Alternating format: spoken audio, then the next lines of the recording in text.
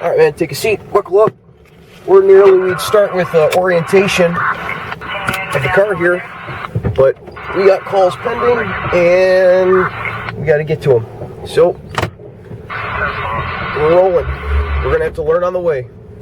All right, today I set the car up. I'd like to talk today about the J-frame revolver, and specifically this J-frame revolver.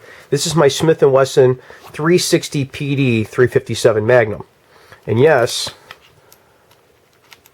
I do in fact load it with 357 Magnum ammo.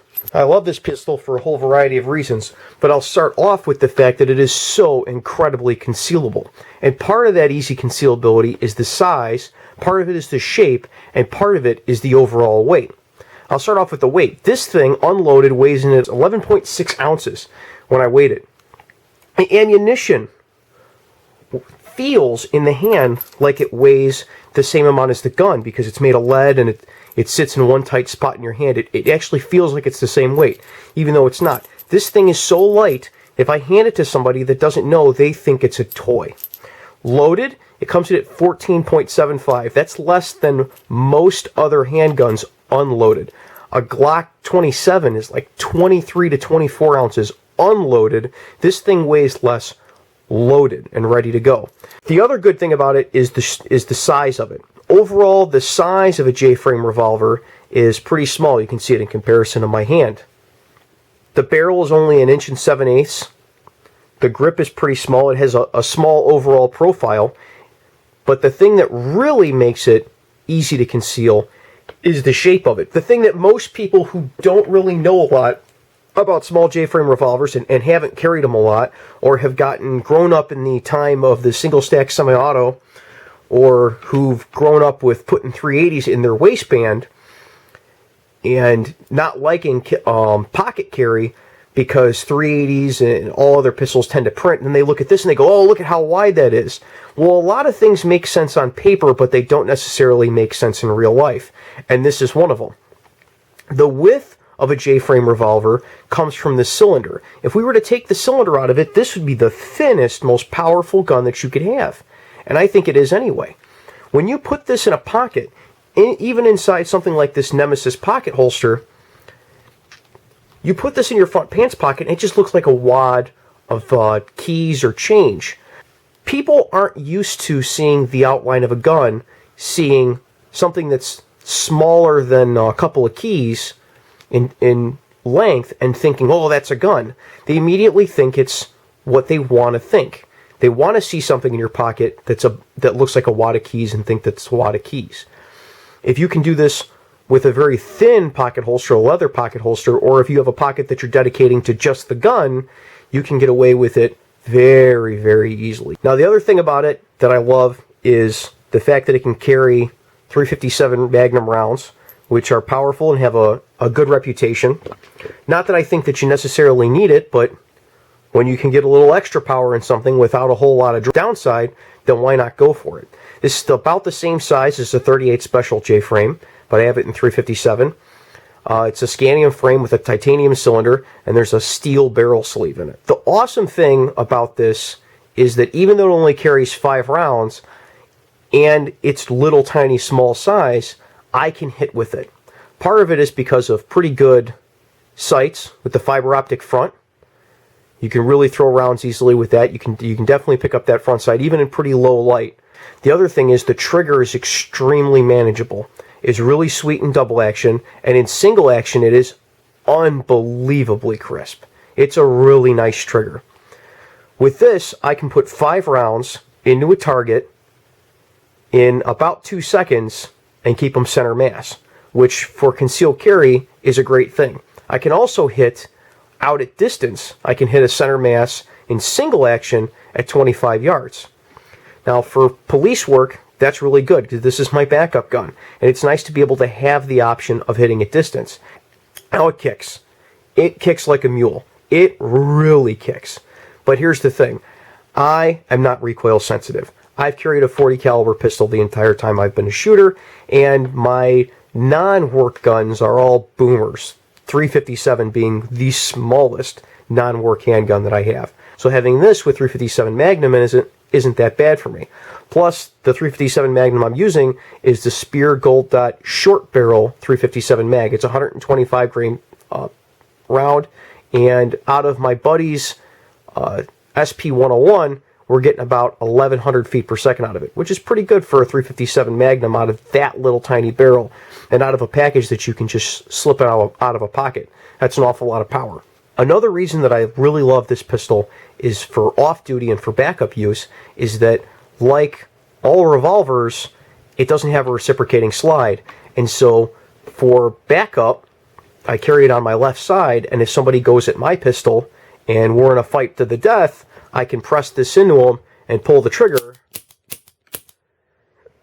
and the thing's just going to keep shooting. It's not going to jam up on me. Finally, the reason I love the small J-frame revolver and this J-frame revolver is that the area that I live is very, very liberal. One of the responsibilities I think everybody who enjoys firearms has, and every cop has, that a lot of people don't take seriously, is to be an ambassador for the sport and be an ambassador for our profession. And part of that is when people ask about whether we carry a gun, or ask about how often we carry it, or ask about specifically about guns and pick our brain about them, which I find people do quite often with me, this is a great thing to be able to pull out and show people. Partially because it's not super intimidating looking. It's a small pistol. It's a very small pistol. It's something that's eminently reasonable to most people that you show it to. You pull this out, it's not intimidating. You show it to people, unload it, hand it to them. You say, look at that. That's really light, huh? And your car guys, your woodworking guys, your camping guys, every guy that's into, and girl for that matter, but it's mainly guys in my experience, that's into electronics, into technology, into tools, is going to pick this up and go, wow, yeah, that's really light. And you go, yeah, and it contains this cartridge, and you quote them the chamber pressures and stuff on it. You show them how easily it conceals. You say, this is really interesting. And you start pointing out interesting things to them. You point out the child lock, and you explain to them what that's for.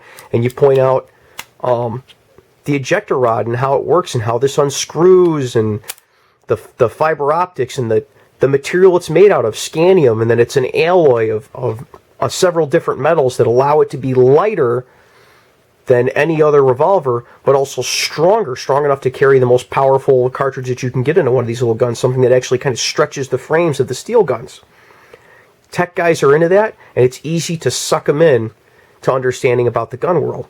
People ask me, well, what do you carry off duty? Well, yeah. Well, why would you do that? And then I can explain why I carry off duty. And then when they say, well, yeah, but you're a cop, I say, well, is it really that my life is any more valuable because I'm a cop? I don't think so. I'd rather people be able to defend themselves, and if they can defend themselves in a reasonable and safe manner, I'd rather them be able to do that. I found that people that used to hate the police and used to hate guns, they might not like the police and they might not like guns after talking with me, but they understand a lot better. Being an ambassador for the shooting sports and being an ambassador for your profession can cut down on a lot of misunderstanding. So if somebody asks me if I carry off duty, and I say, yeah, of course I carry off duty. I carry everywhere I go off duty, 24/7, 365, and have for a decade. And they say, well, what do you carry? If I pull this out, this looks like Grandpa's old gun.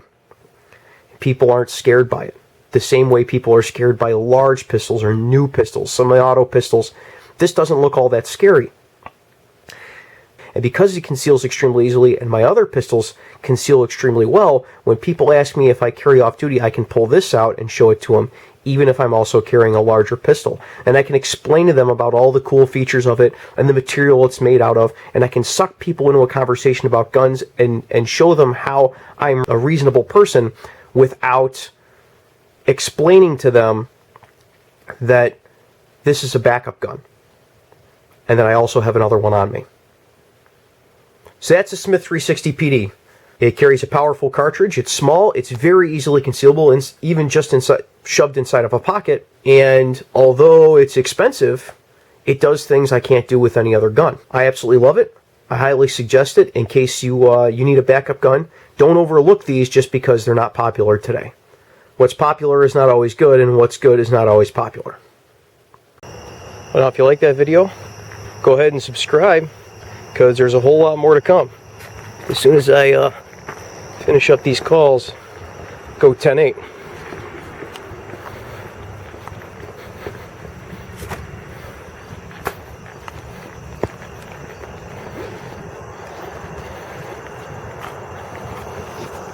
County 291.